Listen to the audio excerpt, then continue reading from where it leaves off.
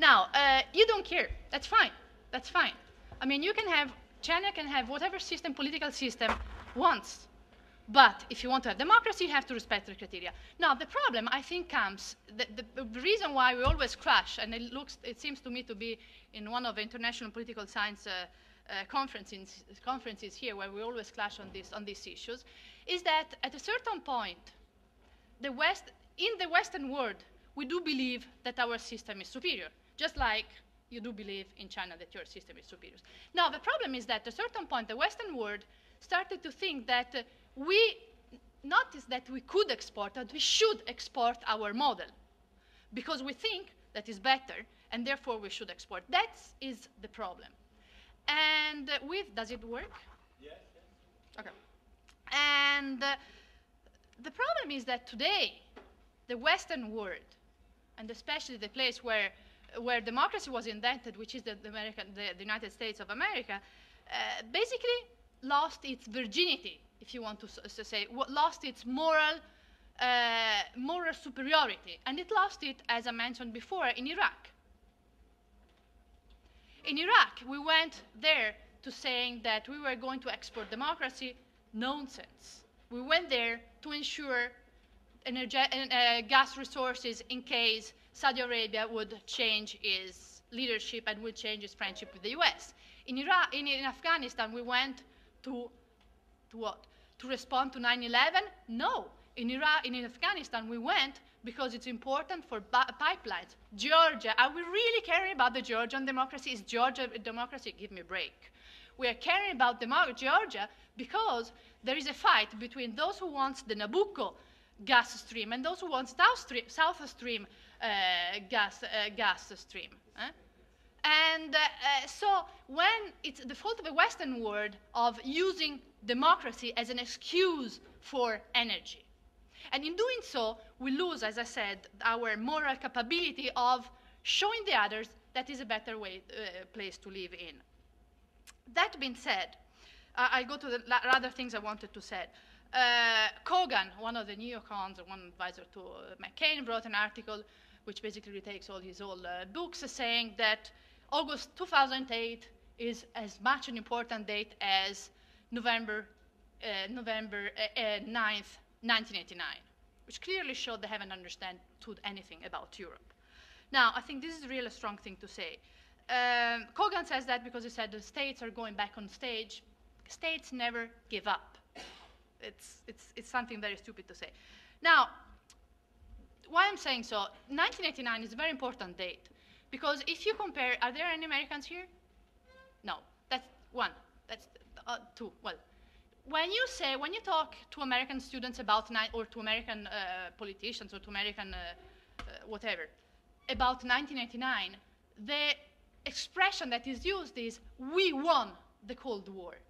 When you talk about Europeans about 1989, the expression is the end of the Cold War, the fall of the Berlin Wall, or something like this. So the perception about the end of the Cold War is completely different. In the mind of the then American administration, the US was the winner, therefore basically it got its own right to be the superpower in the world. And in a world which was trying to understand what was going on, this is what happened. So what happens is that Iraq won, which could have been the beginning of a new world, because it's the first time after World War II that Russia and the US and the rest of the world were together to vindicate what was, in fact, at the time, the aggression on a neighboring state, was, on the contrary, instead of a new beginning in international law and a new world, was, on the contrary, the beginning of I wouldn't want to say the beginning of the end, but we're very near to that. Why? Because there were some people, typically the neocon, but not only the neocon, even people like Margaret Albright, starting to think that the fact that Bush Sr.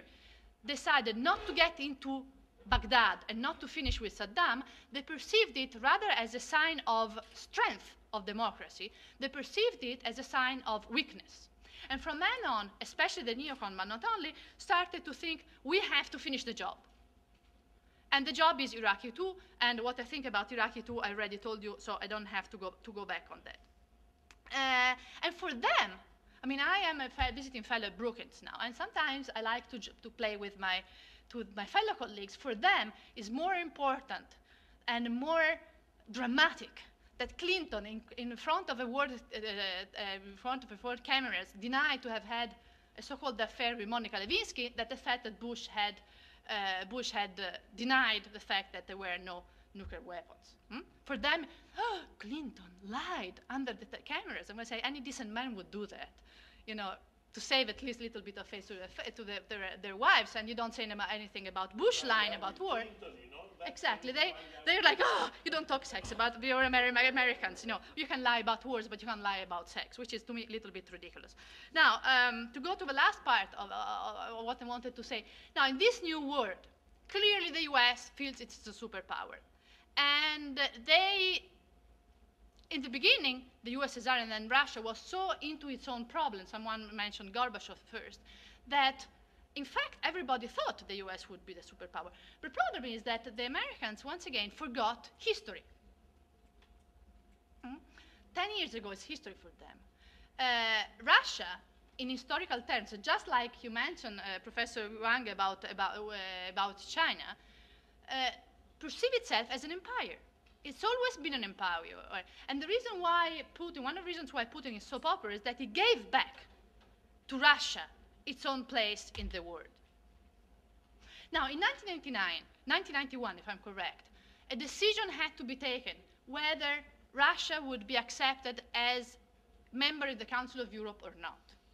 The Council of Europe was, until then, nothing to deal with the European Union. The Council of Europe, it's an intergovernmental organization sitting in Strasbourg, which has as a major goal democracy. So it was the club of democracies. In 1991, a decision had to be taken. Do we want Russia in or not? To the minimum standard of democracy, Russia was technically not a democracy. But then a decision was taken, which was a wise decision, although contested, including by myself, to privilege dialogue instead of confrontation. The idea was, yes, the Russian democracy is not perfect to Western standard, but we will believe it is because we want them in and we want to talk with them. We want to have fora to talk with them. And the same decision was the basis of having Russia into the G8. Now, the situation is what is coming out in the last months, and what the United States has been trying to do very well in the last years, and specifically in the last months. Think about Zimbabwe. There was a crisis in Zimbabwe, and there was already mediation of 1 month ago. There was already mediation of South Africa, and there was already something, you know, moving. And what happens? The American administration, together with the British, introduced a very strong, resolution in the UN Security Council, which was impossible to pass, and blamed on Russia. And what they said was, oh, Russia said in the G8 that they would vote with us, and they didn't. Bullshit. Russia never said that, and that was clearly to put them in an angle, clear to say we want them out of the G8 because they don't respect our parameters. Georgia is the next step. So what the American administration is doing now is simply to saying, you know, we don't want to acknowledge that Russia is back a major actor. We want to put Europe in difficulty, because putting all these things, all what is happening now is putting Europe in difficulty. If you look at Italy, for instance, you know, we have one interest. One of our major suppliers of gas is Russia. We can't break with it. If we do, we are lost. So we are putting Europe in difficulty in a time in which we are trying again to get together. And in doing so, they're breaking the dialogue. Suspending the NATO-Russia dialogue is a very stupid thing to do. They went that near. Italy was one of those which luckily managed to not to do the complete damage, but it's a very stupid thing to do. Also because we completely forgot that in the early 1990s, a promise was given to the Russians that NATO would not enlarge in change of total freedom from Eastern European countries. So again, we are going on our values.